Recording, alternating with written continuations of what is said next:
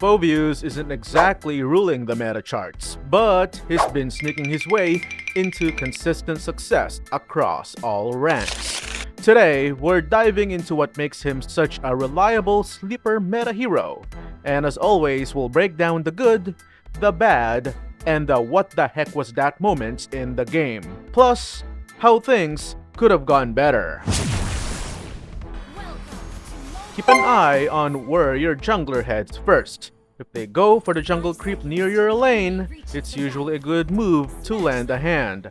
Helping them clear it faster means they can rotate sooner, which benefits the whole team. And don't freak out about lane minions.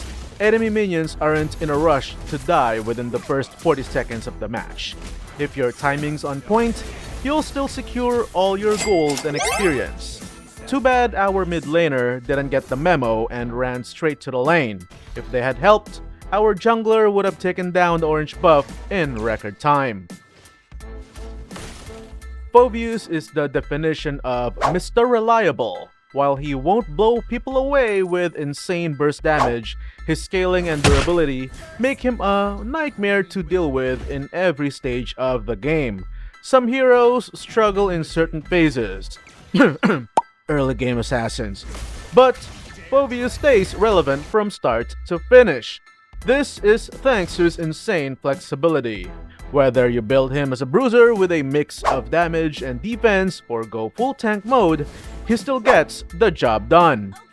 The real reason he's so adaptable? His crowd control. He doesn't need to stack up on damage to be effective.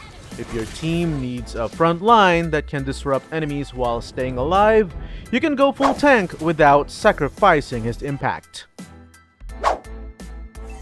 In the early game, Phoveus' energy bar refills slower than my internet on a rainy day. So be smart about how you use his enhanced basic attacks. Save them for actual fights. Use his first and second skills for minion clearing instead. That way, when it's time to throw hands with enemy heroes, you're not sitting there energy starved. Phoveus isn't just flexible in playstyle and itemization. His emblem and talent choices are just as adaptable. Depending on the enemy team, you can tweak your setup accordingly. No one-size-fits-all here, folks. For those curious about my first item, I went with Thunderbelt. But if you prefer a more aggressive approach, War Axe is also a solid choice. In this match, I lean toward the tankier route since Franco plays more like an ambush tank rather than a full-fledged teamfight initiator. Plus, the enemy team had some serious damage output, so extra survivability was a must. Speaking of the enemy team, let's talk about their lineup. They had Belric, basically a walking counter-attack machine thanks to his passive. Then there was Odette, a mage with ridiculous magic damage output. And let's not forget those three other damage-dealing nightmares they had on their side. Yeah, tankier build was definitely the right call.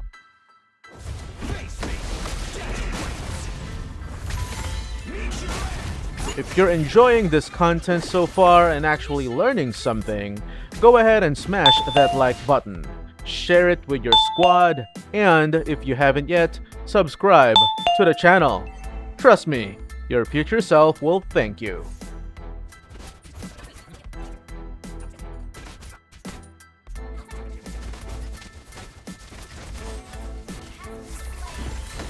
Now, Alpha played it well by capitalizing on our turret being exposed and took it down. Good move, right? Not really.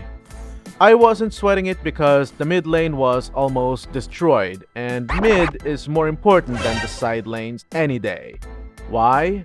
Because once the mid lane turrets are gone, your team gains way more map control, and in this case, Granger got to free shoot the top lane outer turret thanks to the mid lane pressure we built. So yeah, Alpha got a turret, but we got more in return.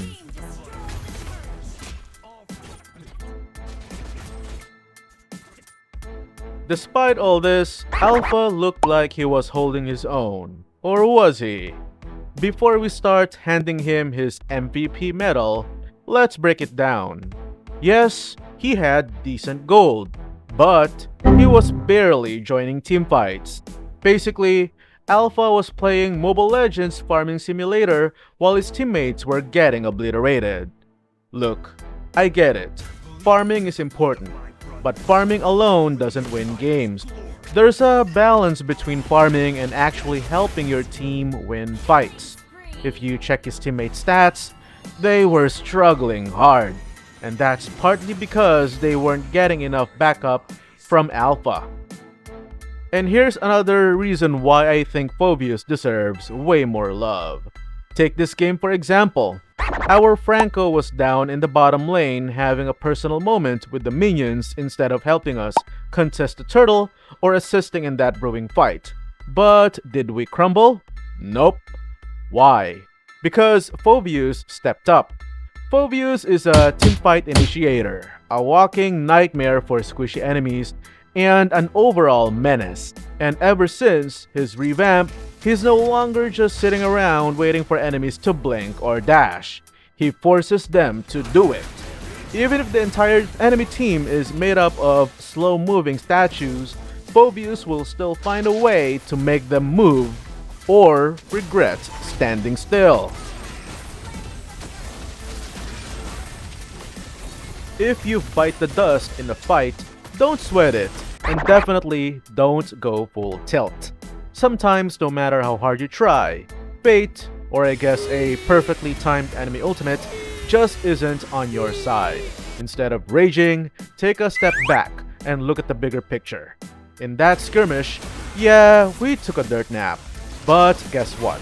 We helped secure the turtle and sent two enemies packing, which kept our team sitting pretty with a 3.5k gold lead. So was it worth it? Absolutely. Would I do it again? Probably, but with slightly less dying. So originally I was planning to get Dominance Eye sooner because, you know, anti-heal and attack speed reduction are always solid. But then, plot twist, our team was winning more teamfight, and Alpha was apparently on vacation, barely joining any fights. At that point, I thought, might as well go for War Axe first and flex on them. And that, my friends, is the beauty of Phoveus. He's ridiculously flexible. Don't be that person who just copies a cookie cutter build every game. Adapt. Read the situation. Use your brain. If your opponents are building more burst damage or are playing more aggressively, prioritize defense. Basically, if you need to sustain longer in fights, build accordingly. Simple. Now, here's where things started getting sketchy. Odette's damage was getting out of hand. At that point, I had to switch gears and grab Athena's shield. If I were playing a different fighter, I probably would have prioritized Blade Armor to counter Moskov, since he was actually putting in some work. But this is Phoveus we're talking about, and Phoveus eats Moskov for breakfast. No need to hard counter him when I could just jump on him every few seconds and make his life miserable. So instead, I went for Odette first, because getting hit by her ultimate feels like being stuck in a Disney princess horror movie, and I wanted no part of that. Before I forget, here's the emblem and talent setup I used. Normally, I go for a more balanced Phoveus, but this time, I leaned into tankiness because, well, Franco was being sus. I wasn't sure if he was going tank roamer or watch me build damage and pretend I'm a jungler roamer. So I took the safer route and prepared for the worst. And honestly, this tank setup is terrifying. Phoveus already has great HP sustain, and with this setup, he becomes one of the most annoying fighters to deal with.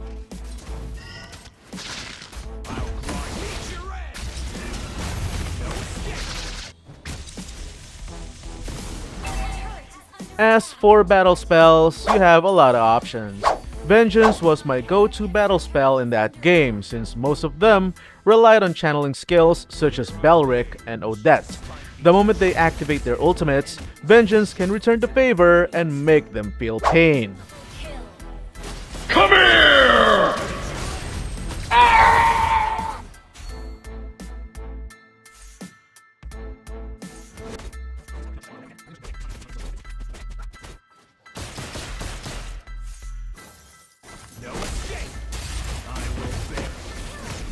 So, remember earlier when I was considering blade armor for Moskov? Well, as the game went on, Yin started becoming a problem, and blade armor isn't as effective against Yin as Antique Karas is. So, I switched gears again and grabbed Antique Karas for better damage reduction against physical attackers. Always think about which defensive item actually benefits you the most. Just because a hero like Moskov is dealing damage doesn't mean he's the biggest threat. Keep an eye out on the real threats and adjust your build accordingly.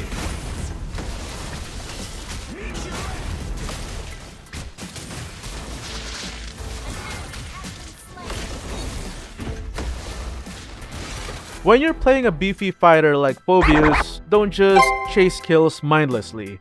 Also, watch out for your teammates. I noticed Yin lurking, clearly about to pull off a sneaky gank on Zask, so I stayed behind and guarded his escape route. And guess what? Yin saw me and backed off. That's what I call tank presence. Sometimes, just existing in the right spot is enough to make enemies second-guess their plays. You know, I don't always play well, but I ain't afraid to make the crucial plays. Wink wink.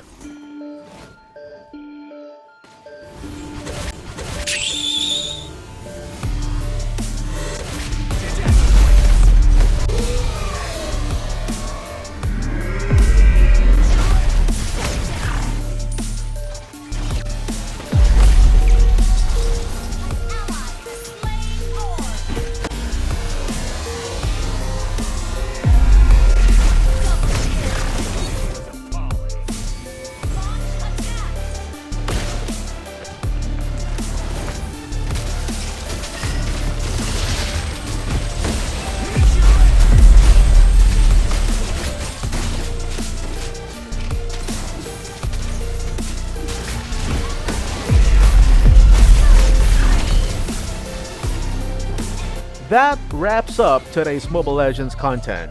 Did I miss anything important? Got any spicy recommendations?